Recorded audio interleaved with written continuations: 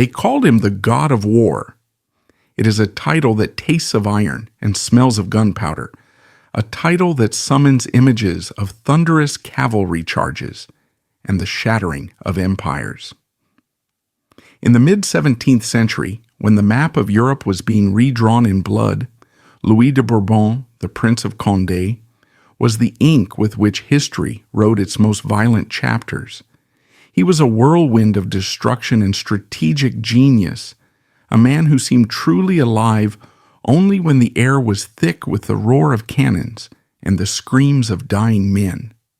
To the public, to the trembling courts of Spain and the awestruck crowds of Paris, he was a living deity of the battlefield, invincible, terrifying, and magnificent. But when the smoke cleared, when the blood-soaked armor was stripped away in the silence of his command tent, who was the man underneath? To understand the tragedy and the grandeur of Condé, we must first descend into the world that forged him. We must step back into the France of the early 17th century, a realm caught between the medieval past and the absolutist future.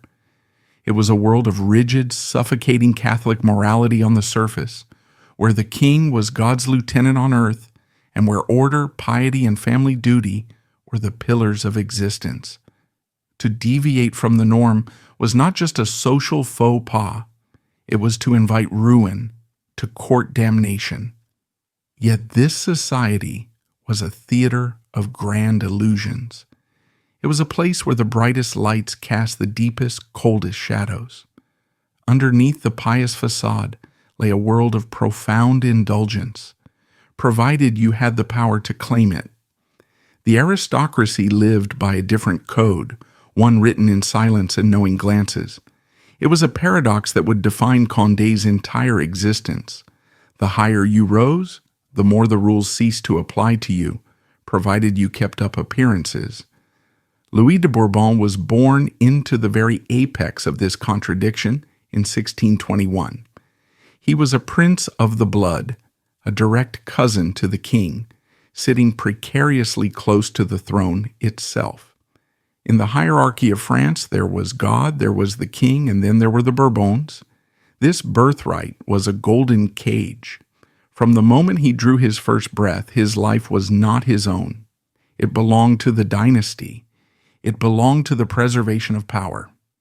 His father, Henri II de Bourbon, was a man of voracious greed and terrifying ambition.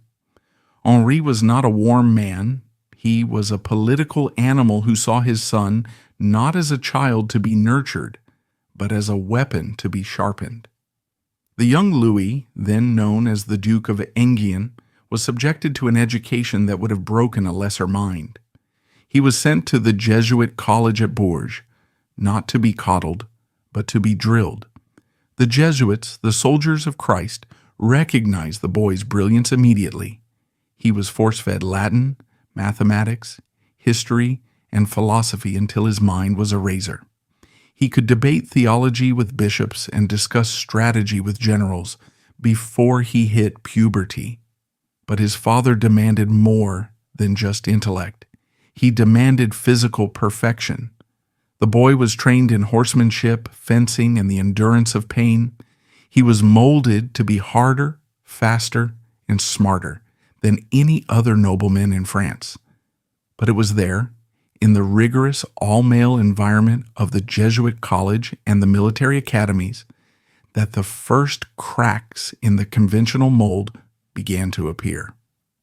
It was there that Louis began to form his first intense bonds, not with women, for they were distant, abstract figures in his life, but with other young men. He found a camaraderie in the shared hardships of training, a connection in the intellectual sparring of the classroom that he found nowhere else. He began to surround himself with a circle of young aristocrats who were equal parts brilliant and beautiful. They were the early drafts of what would later become his infamous petit maître, his little masters. At this stage, these inclinations were subtle, easily dismissed as the intense friendships of youth. but they were the roots of a lifelong search for a specific kind of intimacy, an intimacy based on shared strength, shared wit, and a shared disdain for the boring, conventional rules of the court. Louis learned early that he was different. He was smarter than his teachers, faster than his peers, and his heart beat to a different rhythm. He learned to hide that rhythm behind a mask of arrogance and biting wit. By the time he was 18, Louis was a phenomenon. He was slight of build, with a hooked nose and piercing eyes that seemed to look right through you. He was not classically handsome in the way the soft courtiers were, but he possessed an electric intensity that was impossible to ignore. He was ready to take his place in the world. He dreamed of commanding armies, of winning glory that would make him immortal. But a weapon does not get to choose its wielder, and a sword does not get to choose its scabbard. In 1641, the hammer blow of reality shattered his youthful dreams of freedom. The most powerful man in France was not the king, Louis XIII, who was sickly and melancholic, but his first minister, the terrifying Cardinal Richelieu. Richelieu was the architect of modern France, a cold, calculating genius who was systematically breaking the power of the old nobility to centralize authority. He needed to bind the unpredictable house of Condé to his own. The cardinal proposed a marriage. The groom, the brilliant, fiery Louis, Duke of Enghien. The bride, Richelieu's own niece, Claire Clémence de Maillet. For Louis, this was a catastrophe. It was a social humiliation of the highest order. The Bourbon were royal blood. They married princesses, daughters of kings and emperors. Claire Clémence was mere nobility, the daughter of a marshal, and short, plain, and socially awkward. She was 13 years old, a terrified child who played with dolls and barely knew how to speak in the presence of the great court. Louis raged. He pleaded with his father. He threatened to join a monastery. He saw the marriage for what it was, a shackle. It was Richelieu saying, "I own you." But his father, Henri, saw only the massive dowry and the political favor of the cardinal. The deal was struck. The young god of war was sold like a prize heifer.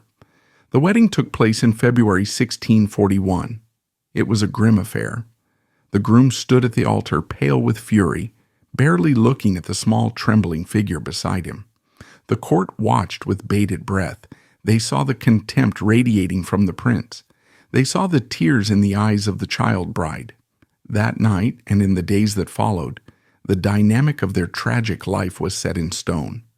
Condé did not just differ from his wife. He loathed her. He loathed her because she represented his submission. Every time he looked at her, small, plain, desperate to please, he saw his own powerlessness against the machinations of the state. He punished her for a crime she didn't commit, the crime of being his wife. He mocked her openly in the salons of Paris. When she tried to learn the complex dances of the court to impress him, he laughed at her clumsiness. When she tried to dress in the fashion of the day, he criticized her appearance. He broke her spirit systematically, and in doing so, he drove himself further away from the domestic hearth, further into the arms of that other world, the world of men, of soldiers, of sharp-witted libertines who laughed at his jokes and understood his hunger for greatness. He spent as little time as possible in her company. He threw himself into the wild life of Paris, drinking, gambling, and engaging in roisterous pranks with his growing circle of male favorites. But the dissipation of the capital was not enough to quench the fire burning in his gut. He needed something more. He needed an arena where his genius could not be contained by marriage contracts or social niceties. He needed war. His salvation came 2 years later, in 1643. The king, Louis XIII, lay dying. The wolves were circling the borders of France. The Spanish Empire, the superpower of the age, saw an opportunity to crush its upstart rival once and for all. A massive Spanish army, led by the veteran Don Francisco de Mello, crossed the frontier from Flanders. They laid siege to the strategic fortress of Rocroi. If Rocroi fell, the road to Paris would be open. The French monarchy, with a dying king and a child heir, the future Louis XIV, then only 4 years old, faced annihilation. In this moment of supreme crisis, the command of the French army was given to Louis, Duke of Enghien. He was 21 years old. He had never commanded a battle in his life. The older generals, grizzled veterans of 30 campaigns, were horrified. They advised caution. They advised retreat. They looked at this spindly, arrogant boy with his foppish entourage and saw disaster. "Avoid battle," they whispered. "Save the army. Let the fortress fall if it must." Louis listened to them, his face a mask of polite boredom. He looked at the maps. He looked at the terrain, a narrow plain surrounded by forests and marshes, a killing jar. And he saw what they could not see. He saw a geometry of violence that was beautiful in its clarity. He didn't want to save the army. He didn't want to delay the defeat. He wanted to destroy the enemy.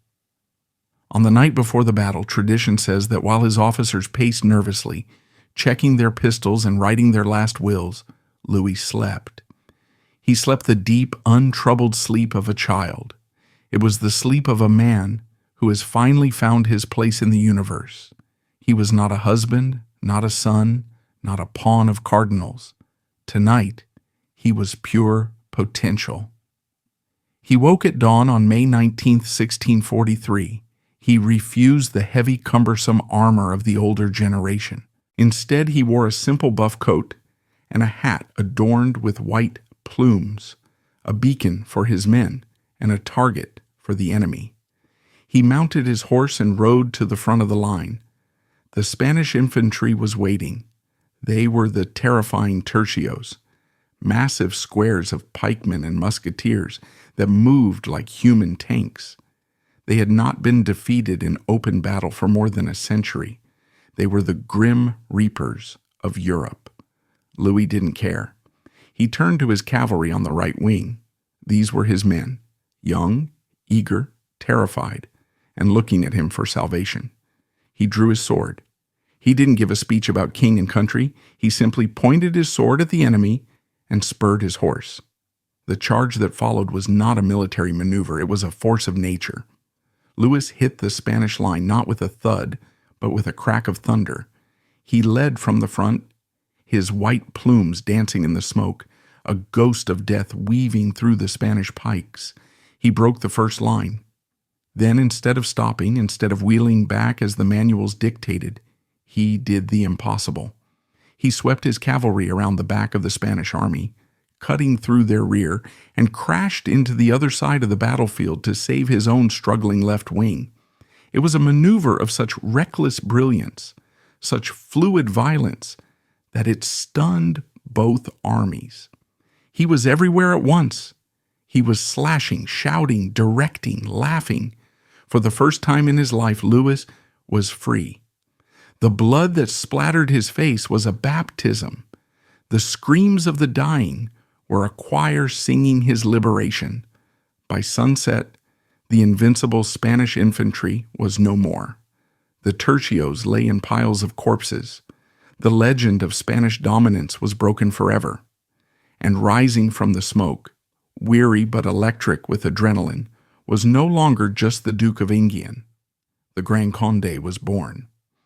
But as the cheers of his soldiers washed over him, as he looked down at the carnage he had wrought with the detached eye of an artist admiring his canvas, a different kind of tragedy was beginning to unfold.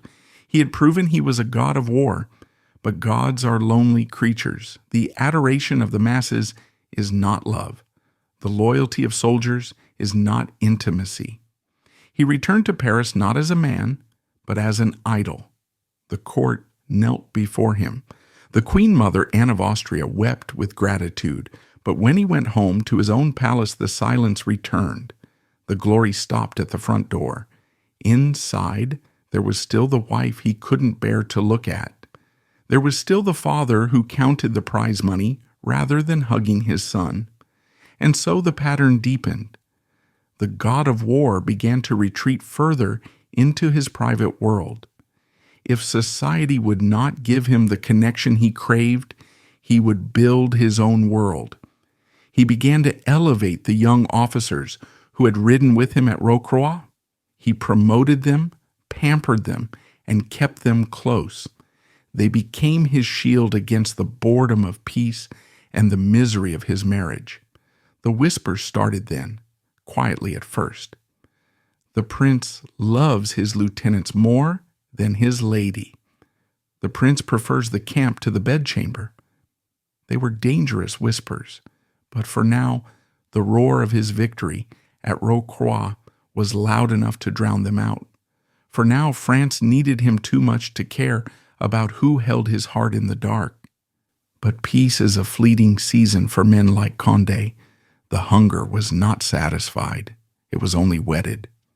And as the years turned and the young King Louis XIV grew, the stage was set for a conflict that would tear the facade of the hero apart and reveal the desperate, searching soul beneath.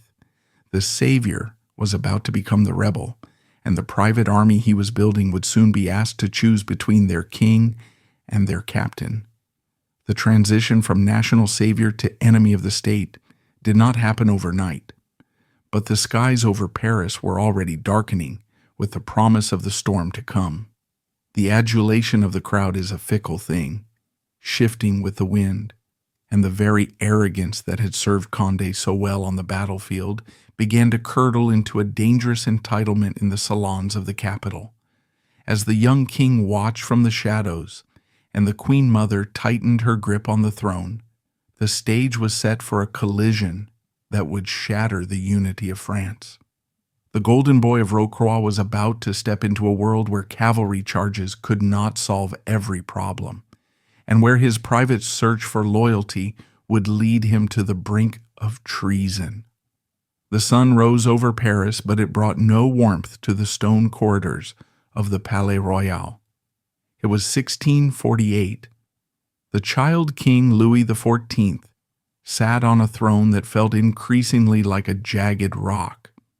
The true power lay in the hands of his mother, Anne of Austria, and her lover, the wily Italian Cardinal Mazarin. But the air in the capital was thick with treason.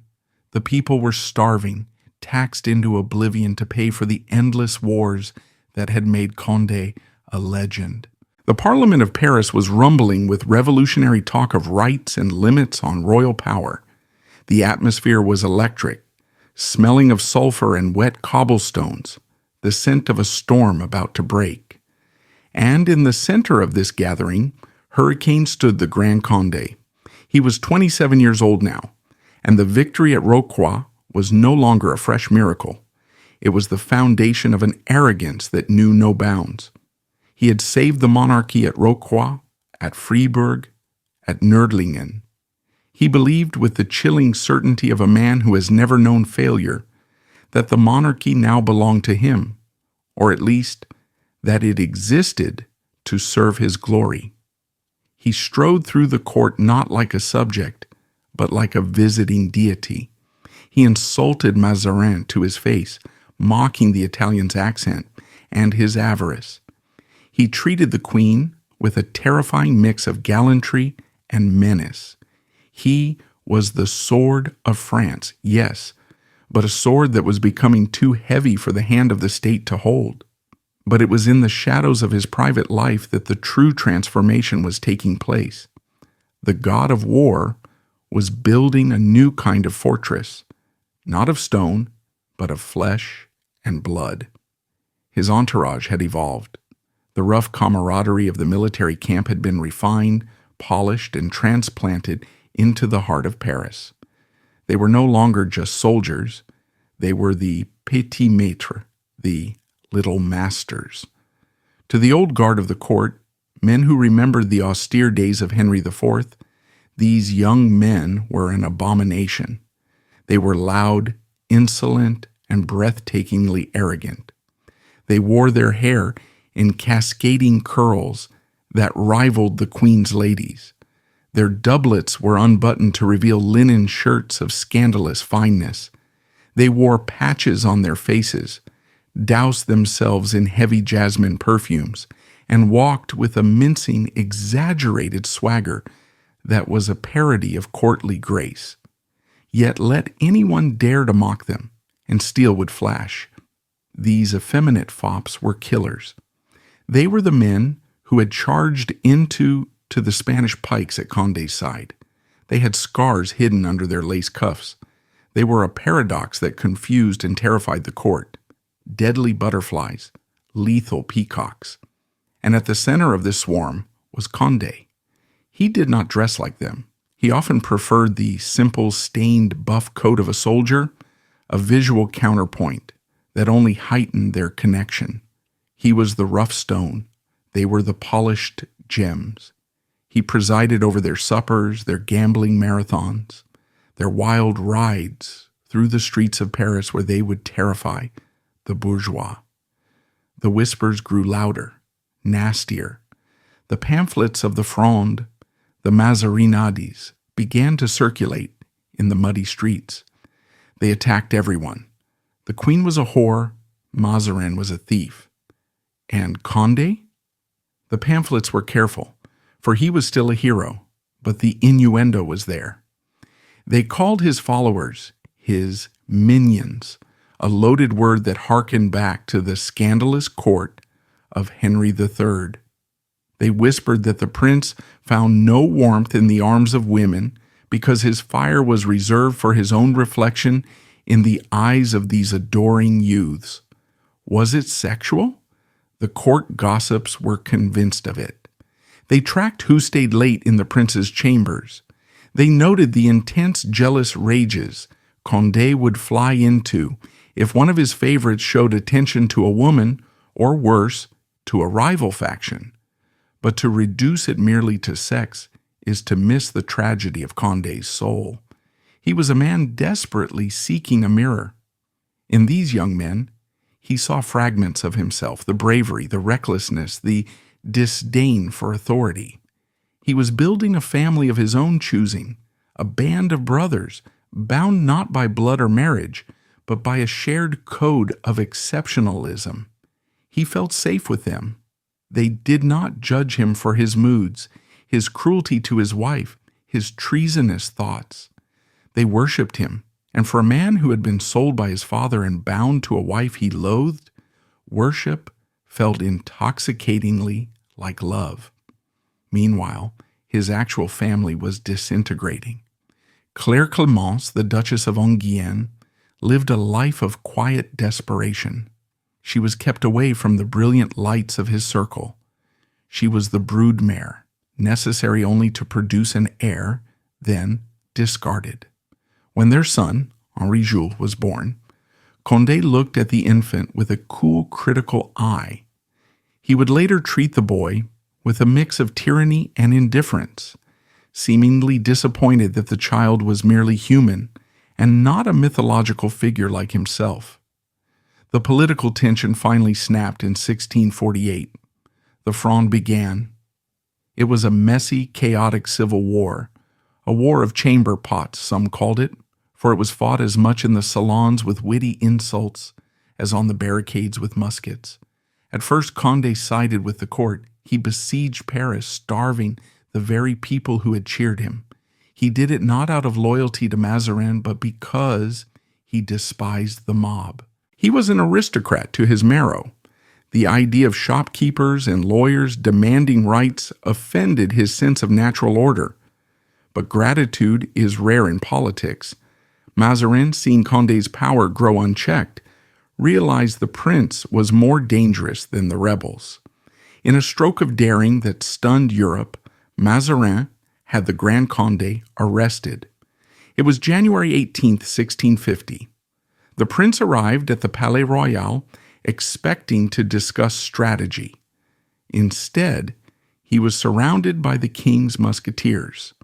He was led away, not to a throne, but to a barred carriage that rattled through the night to the gloomy fortress of Vincennes. The shock was absolute. The god of war, the victor of Rocroi, was in a cage. And here the story takes a turn that no one, least of all Condé, could have predicted. In the damp silence of his cell, stripped of his private army, stripped of his adoring petit maître, Condé fell into a deep depression. He spent his days gardening, growing carnations in a small patch of earth in the prison yard, a poignant image of a man trying to cultivate life in a place of stone. He was powerless. The great masculine bonds he had forged, the invincible brotherhood, crumbled in the face of political reality. His favorites were scattered, exiled, or hiding. They could not help him. But there was one person who had not fled, one person who had been underestimated, mocked, and despised for a decade. Claire Clémence, the ugly, stupid, boring wife. When the news of the arrest broke, she did not weep. She did not hide. A strange fire ignited within her, perhaps the fire of the Bourbons that she had married into, or perhaps the sheer, furious strength of a woman who has nothing left to lose. She escaped house arrest in a disguise, fleeing into the night with her young son. She traveled across France, rallying the old nobility who hated Mazarin. She, the shy girl who stumbled in dances, stood before grizzled dukes and raised an army. She rode at the head of troops, holding her son up like a banner. She seized the city of Bordeaux and held it against the royal army. It was a spectacle that shamed the petit maître. The wife was doing what the warriors could not. She was fighting for the man who hated her. She was fighting for the concept of Condé, even if the man himself had treated her like dirt. In 1651, thanks largely to her relentless agitation and the shifting political winds, the prison doors opened. Condé was free. He emerged from Vincennes, pale and blinking in the sunlight. He rode south to meet the army that had been raised in his name. He rode to meet his wife. The meeting took place in a field outside Bordeaux. Claire Clémence stood waiting, her face thin from the hardships of the campaign, her eyes shining with a mixture of hope and fear. She had saved him. She had proven her worth. She had earned her place at his side. Condé dismounted. He walked towards her. The army watched. This was the moment for the embrace, for the reconciliation, for the god of war to bow to the Amazon who had rescued him. He stopped a few feet away. He looked at her. He saw the same plain face, the same awkward posture, and the ice in his heart did not melt. He offered a cold, formal bow. He spoke a few words of perfunctory thanks.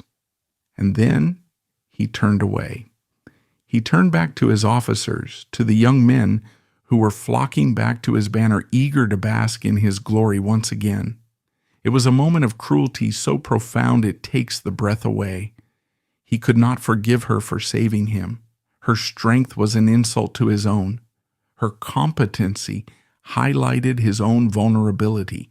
He needed to be the sun. He could not tolerate a moon that shone with its own light. The rejection broke something in Claire Clémence that prison and war had not. She retreated into the shadows, a ghost once more. Condé, however, was done with the monarchy. The arrest had severed his last tie of loyalty to France. If Louis XIV and Mazarin wanted to treat him like a criminal, he would show them what a criminal of his magnitude could do. He committed the ultimate treason. He signed a pact with Spain. The general who had destroyed the Spanish army at Rocroi now agreed to lead it. He pinned the red sash of Spain over his French heart. He invaded his own country. For 7 years, the god of war fought a bitter, grinding war against France. He ravaged the countryside he had once protected. He burned villages, and always riding beside him was his private army. But the tone had changed. The gaiety of the petit maître had turned frantic, desperate. They were exiles now, traitors fighting a losing war. Condé was still a genius. In the Battle of the Dunes in 1658, he fought against the French army led by Turenne, his only rival in greatness. Condé led charge after charge, his face black with powder, his horse covered in foam. He fought like a demon, trying to break the lines of his own countrymen. But he lost. The son of Louis XIV was rising, and the old dogs of war were being eclipsed. Spain was exhausted. Condé was exhausted. In 1659, the Treaty of the Pyrenees ended the war. As part of the peace, Condé begged for pardon. Louis XIV, now a young man in full command of his power, granted it. He needed Condé's sword, even if he distrusted the man. The year was 1660. The gates of the Louvre threw long, imposing shadows across the cobblestones as a carriage arrived bearing the man who had once tried to burn the monarchy to the ground. Louis de Bourbon, the Grand Condé, stepped out. The air of Paris was different now. It no longer smelled of gunpowder and revolution. It smelled of masonry, dust, and fresh paint. The young King Louis XIV was rebuilding his capital, transforming it into a monument to his own absolute power. The chaos of the Fronde was a distant memory, cemented over by the relentless will of the Sun King. Condé walked with a slight limp. The gout, the hereditary curse of the Bourbons, was already gnawing at his joints. He moved through the crowded antechambers, the whispers following him like the wake of a ship. He is back, the traitor, the hero. The eyes that watched him were not the fearful eyes of the past. They were calculating, curious. He was a relic of a wilder age returning to a court that had been tamed. When he finally stood before Louis XIV, the contrast was stark. The king was 22, radiant in gold brocade, a vision of youthful majesty and divine right. Condé was nearing 40, his face ravaged by weather, war, and bitterness, his hawk-like nose sharper than ever, his eyes burning with an undimmed, ferocious intelligence. He knelt. He kissed the royal hand. It was the ultimate surrender. The god of war was leashed. "Cousin," the king said, his voice smooth and impenetrable, "we are glad to have you home." It was a pardon, but it was also a sentence. Condé was restored to his titles and his estates, but he was stripped of his political teeth.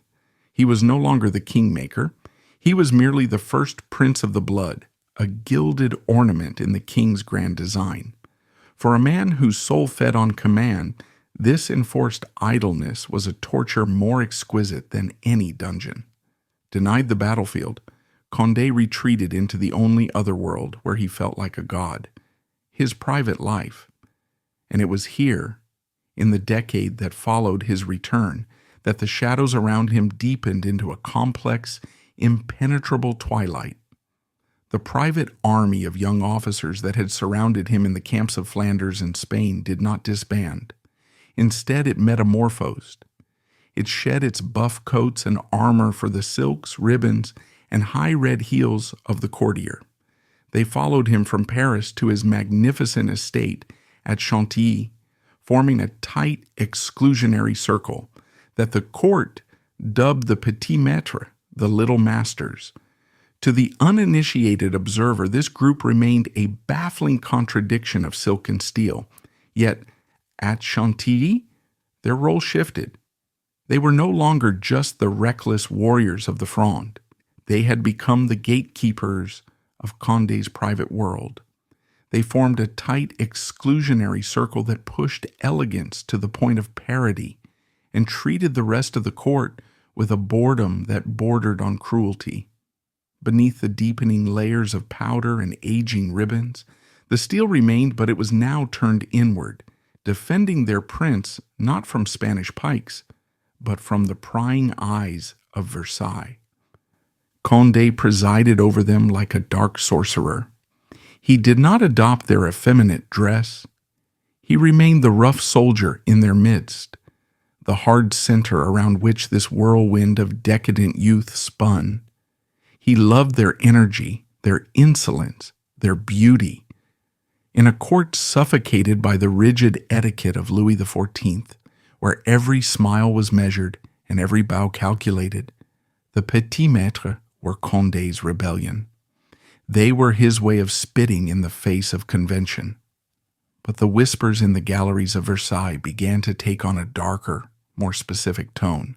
It was the 1660s, a decade where the hidden lives of the great were becoming the subject of intense scrutiny. The king's own brother, Philippe, the Duke of Orleans, known simply as Monsieur, was openly living a life that defied all religious and moral laws. Philippe dressed as a woman at balls, surrounded himself with handsome favorites, and made no secret of his lack of interest in his wife. The court looked at Philippe and laughed, perhaps nervously, but they accepted it because he was the king's brother and harmless. But when they looked at Condé, they did not laugh. Condé was not harmless. He was a hero, a killer, a genius. The idea that he too might share these Italian inclinations, as they were euphemistically called, was disturbing to the patriarchal order. It didn't fit the narrative. How could the man who crushed the Spanish infantry be driven by the same desires as the effeminate Monsieur? Yet the evidence, however circumstantial, was mounting. Condé's marriage to Claire Clémence was a hollow shell. He visited her only when duty demanded, and even then, his aversion was palpable. There were no mistresses paraded before the court, no illegitimate children legitimized with great fanfare, the standard trophies of a powerful virility in the Bourbon era. Instead, there was only the brotherhood. Late at night, in the smoky salons of Chantilly, the doors would close. The petit maître would gather. The wine would flow. The conversation would turn to philosophy, to atheism, a dangerous topic in a devout kingdom, and to the praise of male friendship as the highest form of love, echoing the sentiments of the ancient Greeks. They fancied themselves a new sacred band of Thebes, warriors bound by love and valor, superior to the mundane domestic squabbles of heterosexual life. Condé was the son of this masculine solar system. He craved the adoration of these young men. He needed their eyes on him to feel real. It was a hunger born of his profound isolation. He was a man who felt superior to everyone, to the king, to the ministers, to the church. Only in the company of these chosen few, who he felt were elevated by his favor, could he relax his guard. But this sanctuary came at a terrible cost to those outside the walls. Claire Clémence was the primary victim of this exclusionary world. She was the intruder, the alien. After her heroic efforts during the Fronde, she had expected, if not love, at least respect. She received neither. Condé installed her in his palaces like a piece of unwanted furniture. He controlled her finances with a miserly grip, denied her the company of her friends, and mocked her attempts to assert her dignity. The tragedy of Claire Clémence in the 1660s is one of the most painful chapters in this story. She was a woman slowly going mad from loneliness. She began to exhibit eccentric behaviors. She would talk to herself. She would wander the gardens of Saint-Maur, the estate where she was often relegated, looking for someone to speak to. The court whispered that she was unbalanced, but few stopped to ask who had unbalanced her. Condé used her eccentricity as a weapon. He pointed to her erratic behavior as proof that she was unfit, justifying his harsh treatment. It was a vicious cycle. His cruelty made her unstable, and her instability justified his cruelty. He was gaslighting her on a grand aristocratic scale. The tension reached a boiling point as the decade drew to a close. Condé was aging. The pain in his legs was constant. He could no longer ride for days on end. The petit maîtres were getting older too, some marrying, some dying, some falling out of favor. The god of war was becoming a god of winter, grumpy, misanthropic, and paranoid. He began to view his wife not just as a nuisance, but as a threat. She was the mother of his heir, the Duke of Enghien. She had legal rights. She had a claim on the Condé fortune, which was immense. If he died before her, she would control a significant portion of the estate. The thought of this woman, this fool he had despised for 30 years, wielding his power was intolerable to him. He needed a way out. He needed a final solution to the problem of Claire Clémence. The opportunity came in January 1671 in the form of a scandal so murky and convenient it seems almost scripted. The event took place at the Hôtel de Condé in Paris. A scream rang out from the Duchess's apartments. Servants rushed in to find Claire Clémence bleeding profusely. She had been stabbed several times. The attacker was a young page named Duval, a boy of low birth who had been in her service. The official story, the one Condé wanted the world to believe, was that the Duchess had been caught in an illicit affair with the page. Duval, in a fit of lovers' quarrel, or perhaps fearing discovery, had attacked her. It was a narrative that played perfectly into the misogynistic tropes of the era. The weak-minded, debauched woman betraying her glorious husband with a servant. It was a stain on the house of Bourbon, yes, but it was a stain that cast Claire Clémence as the villain and Condé as the long-suffering victim. But the whispers said otherwise. They noted that the wounds were severe but not fatal. They noted that Duval was immediately seized and imprisoned, his testimony silenced, and they looked at the swift, brutal reaction of the prince. Condé did not wait for an investigation. He did not comfort his wounded wife. He did not show a flicker of mercy. With terrifying speed, he petitioned the king for a lettre de cachet, a royal order that allowed for imprisonment without trial. He claimed that his wife's adultery and her madness made her a danger to the dignity of the family. Louis XIV, always sensitive to scandal within the royal family, and perhaps eager to placate his dangerous cousin, granted the request. This was the moment the trap snapped shut. Condé had what he wanted. He had the legal weapon to erase her. But this was not just about getting rid of a wife, it was about purging his world of the feminine influence entirely. It was about sealing the gates of Chantilly so that no one could ever again question the nature of the life lived within. As the carriage arrived to take the wounded, confused, and weeping Claire Clémence away from Paris, Condé stood at the window of his palace. He watched her go. There was no remorse in his eyes, only the cold calculation of a general who has just sacrificed a pawn to save the king. He turned back to the room. The fire was roaring in the hearth. His favorites were waiting, wine glasses in hand, their laughter soft and knowing. The god of war had won another victory, perhaps the most shameful of his life. He was finally, truly alone with his shadows. That silence did not remain confined to the halls of the Hôtel de Condé. It traveled like a funeral procession across the French countryside, culminating in the grim finality of a lock turning in a rusted mechanism. The psychological walls Condé had built to exclude his wife were now made manifest in cold, hard stone. With the inconvenient reality of Claire Clémence removed from the board, the prince was finally free to construct his utopia, unaware that the true prison was not the one he had built for her, but the one he was building for himself. The iron gates of the Château de Châteauroux slammed shut with a finality that echoed like a gunshot through the Berry countryside. Inside, the air was damp and smelled of ancient mold and unwashed stone. This was to be the tomb of the living dead.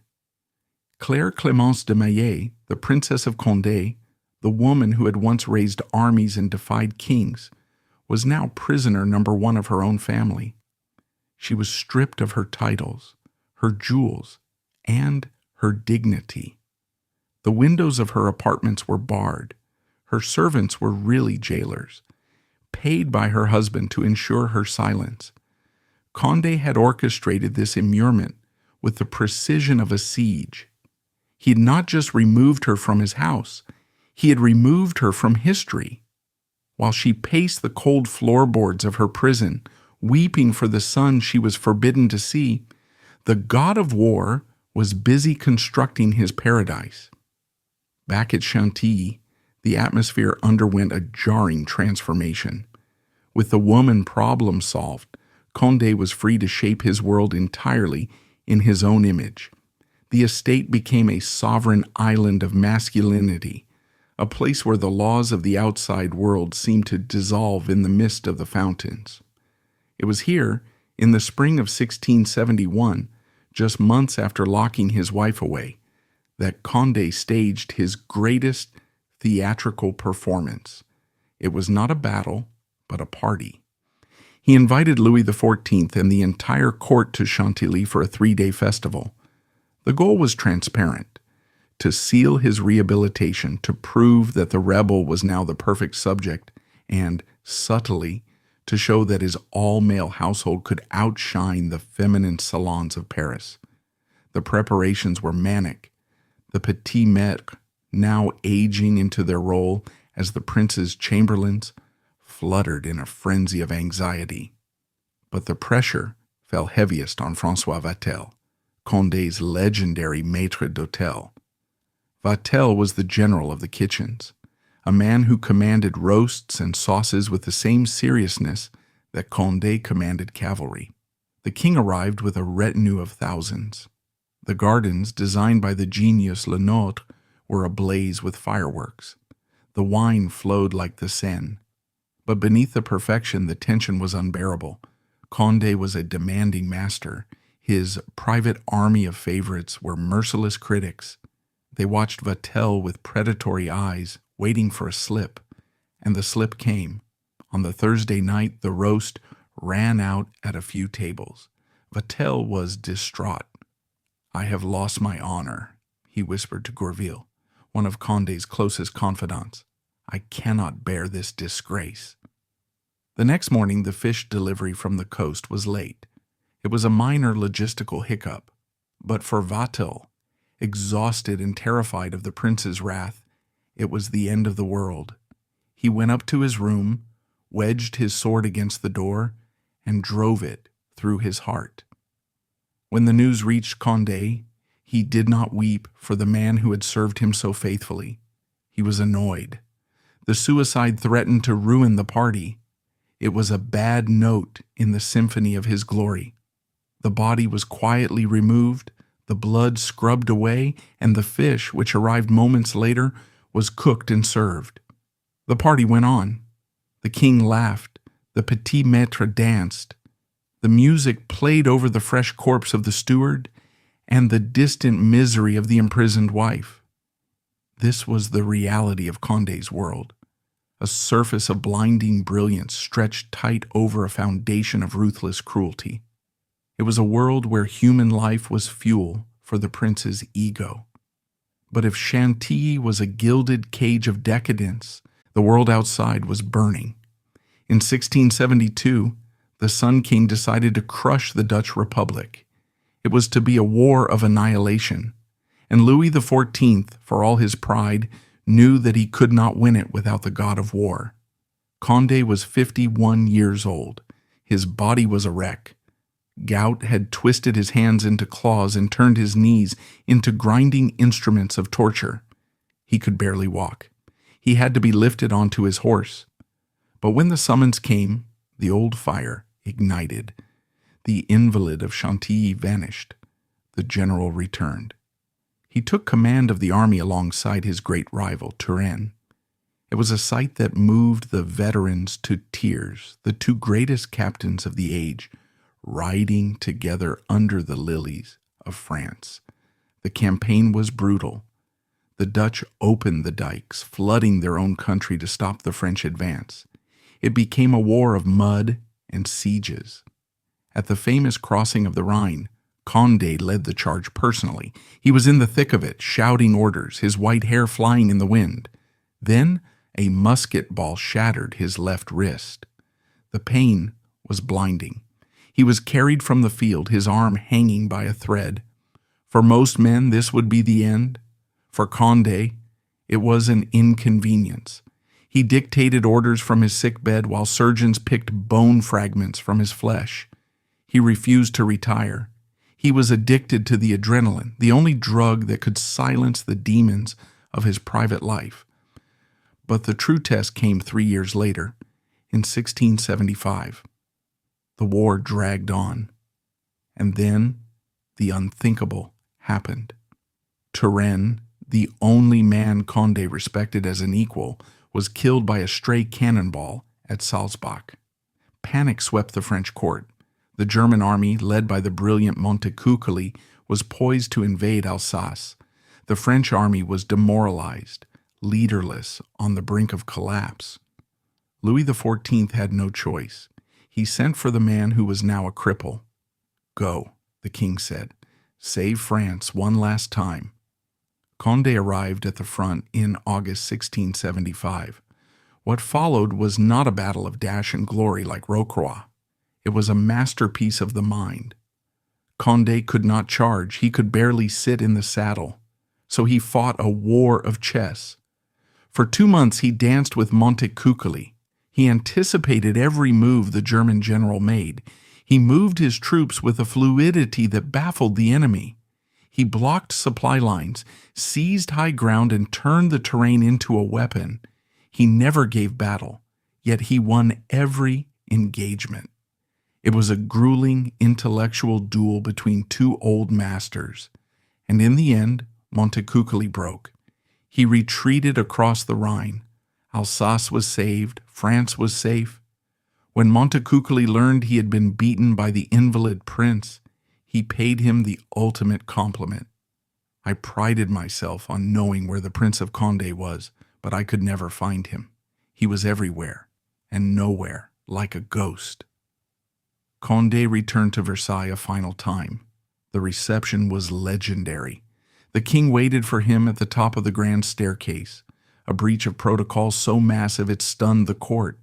Usually the king waited for no one. Condé, leaning heavily on a cane, struggling up the marble steps, paused, breathless and in pain. He looked up at the monarch.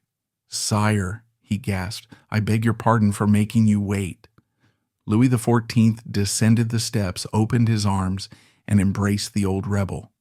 "Cousin," the king said, loud enough for history to hear, "one who carries the weight of so many laurels cannot walk fast." It was the apotheosis. The traitor was forgiven. The hero was deified. But the laurels were heavy indeed. Condé was finished. The campaign had broken his body completely. He could no longer hold a sword. He could no longer serve the state. The god of war was forced to abdicate his divinity. He retreated to Chantilly for the last time. The gates closed behind him. He would never leave again. The final decade of his life was a strange twilight existence. The noise of the world faded. The private army of young officers was now a group of middle-aged men. Their beauty faded. Their waists thickened. Their conversation turning from seduction to ailments. They were no longer the petit maître. They were the old guard, the keepers of the flame. Condé transformed Chantilly into a temple of the mind. He surrounded himself with the greatest intellects of the age, Racine, Boileau, Molière, La Fontaine. They walked in the gardens, discussing the nature of the soul, the existence of God, the folly of mankind. Condé, the man of blood, became a philosopher. But there was a hollowness at the center of this intellectual paradise. The absence of love was a cold draught that no amount of wit could seal. His son Henri Jules was a constant source of disappointment and horror.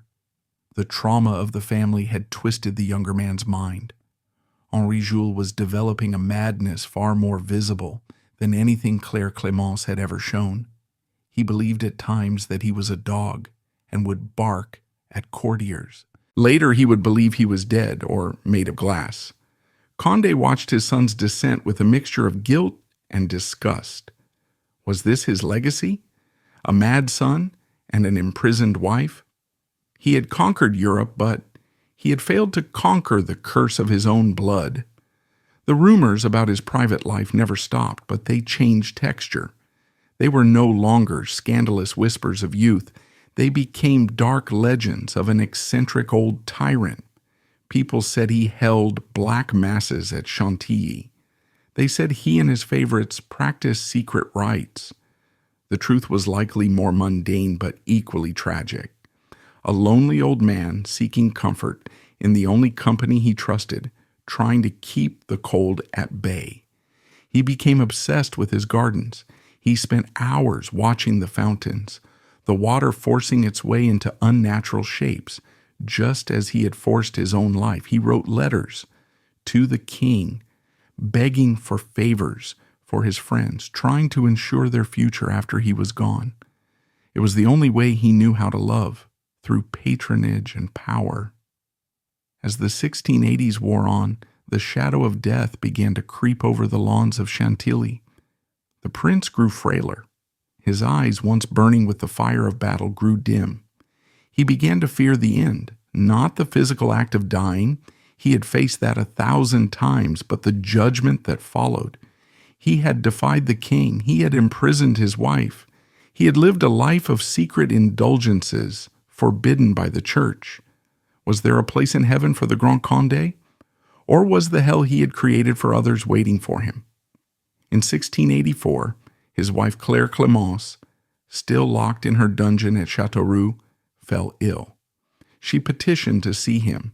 She begged for a final reconciliation. Condé refused. He would not see her. He would not write to her. He would not acknowledge her existence. To the very end, he punished her for the crime of being the witness to his life. It was a final act of cruelty that stains his legacy more than any treason. He could forgive the king who wanted to crush him. He could respect the enemies who tried to kill him, but he could not forgive the woman who had loved him. The curtain, however, would not fall swiftly.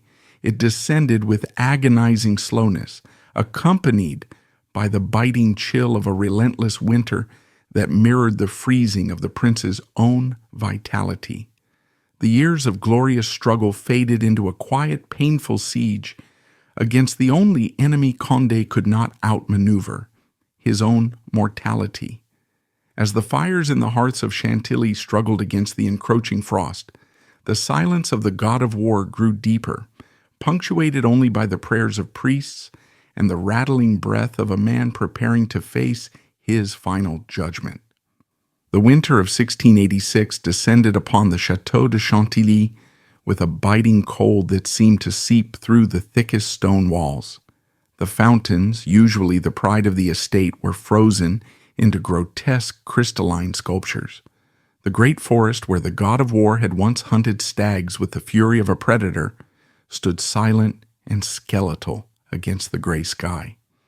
Inside the palace, the atmosphere was one of hushed reverence and creeping dread. The Grand Condé was dying. He was 65 years old, but he looked 80. The gout, his lifelong tormentor, had finally conquered the fortress of his body. It had gnawed away his strength, twisted his limbs, and left him a prisoner in his own armchair. But it was not just the gout. A fever, caught while rushing to the bedside of his granddaughter-in-law, who had fallen ill with smallpox, was burning through his remaining reserves. There is a profound irony here. The man who had sent thousands to their deaths without blinking, who had locked his own wife in a dungeon for 15 years without a shred of mercy, was dying because of an act of familial tenderness. He had raced to Fontainebleau to care for the Duchess of Bourbon, a daughter of Louis XIV and Madame de Montespan. Perhaps in the twilight of his life, he sought to buy his way into heaven with this final display of duty. But as he lay in his bed at Fontainebleau, surrounded by the suffocating velvet drapes of the royal apartment, The private army gathered for their final watch. They were old men now. The petit maître, who had once scandalized Paris with their ribbons and their insolence, were gray, stooped, and frightened. They stood in the shadows of the bedchamber, watching the light fade from the eyes of the only being they had ever truly worshipped. They were no longer soldiers or lovers. They were witnesses. They were the keepers of the secrets that were about to be buried with the prince. Condé faced death as he had faced the Spanish infantry, with eyes wide open and a terrifying command of the situation. He did not want to be soothed. He wanted to dictate the terms of his surrender to the Almighty. For decades, Condé had been a libertine, a free thinker, a skeptic, perhaps even an atheist. In the privacy of his salon, he had mocked the rituals of the church. But in the 17th century, no one died an atheist. The pressure of the king, the court, and the sheer weight of cultural expectation was too great.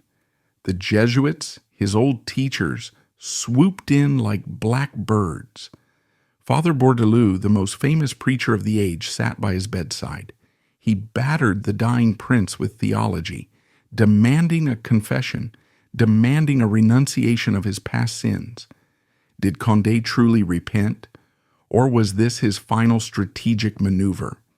He performed the role of the penitent Christian with the same perfection he had performed the role of the hero. He confessed. He received the last rites.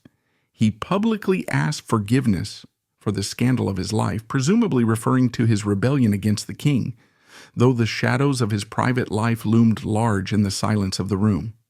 But even in these final holy moments, the cruelty of the man remained sharp as a diamond. He summoned his son, Henri Jules, the Duke of Enghien. The younger man was trembling, his own fragile sanity fraying under the stress. Condé gave him detailed instructions for the funeral, for the pensions of his servants, for the care of his friends. "And my mother?" Henri Jules whispered. "What of the princess?" The room went cold. The Jesuits paused in their prayers. The petit maîtres held their breath. Claire Clémence was still in her prison at Châteauroux. She was the legal wife, the mother of his heir. Christian charity demanded forgiveness. Deathbed custom demanded a reconciliation. Condé's eyes, glazed with fever, hardened into flint. He motioned for a quill and paper. With a shaking hand, he wrote a letter to the king. It was his final testament. In it, he begged Louis XIV, as a last favor to a dying hero, to keep Claire Clémence imprisoned forever. He claimed he had reasons that he could not commit to paper, dark hints of her unfitness and danger. He did not send her his love, he sent her a life sentence. He handed the letter to his son. "Ensure this reaches the king," he rasped. It was his final command. He was securing his legacy by ensuring the silence of the one victim who could speak against him. On December 11th, 1686, at 7 in the evening, the struggle ended. The god of war took one last shuddering breath and died. The reaction of the court was a mixture of grief and relief. The giant was gone.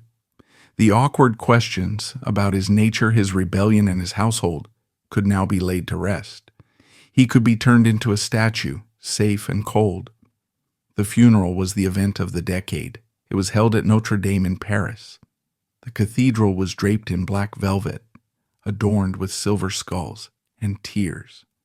Thousands of candles flickered in the gloom, illuminating the banners of the battles he had won: Rocroi, Freiburg, Nördlingen, Lens.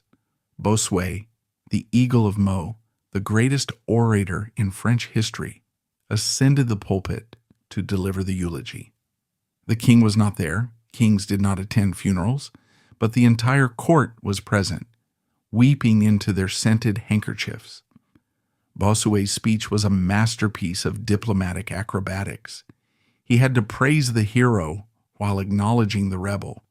He had to glorify the man while ignoring the shadows of his private life. He soared to rhetorical heights, his voice thundering through the nave.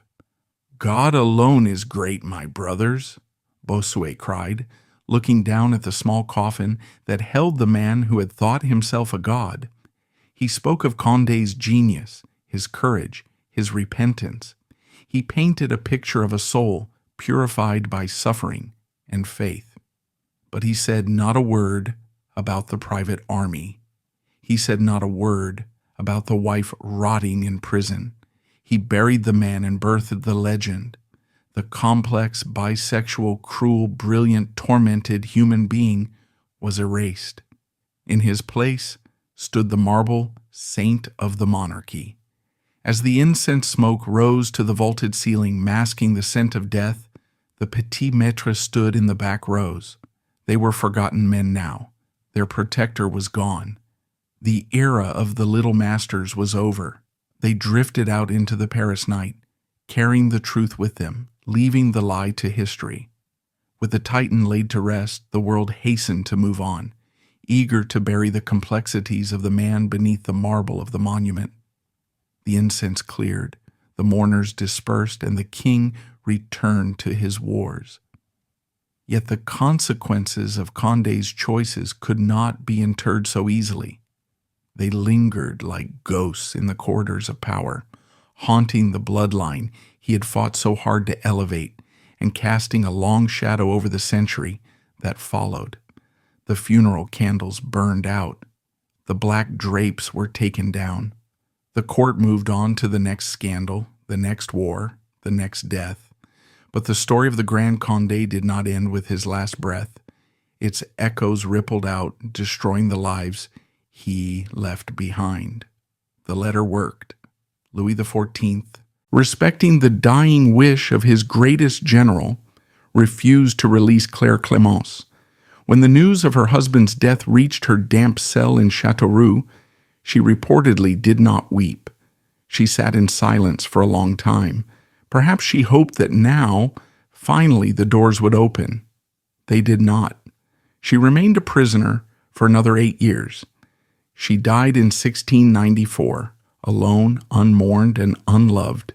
She was buried in the castle garden, not even allowed to rest in the family crypt. The woman who had saved the great Condé was treated as a shameful secret to the very end. The son, Henri Jules, inherited the title of Prince of Condé, but he also inherited the trauma. The madness that had flickered in him exploded after his father's death.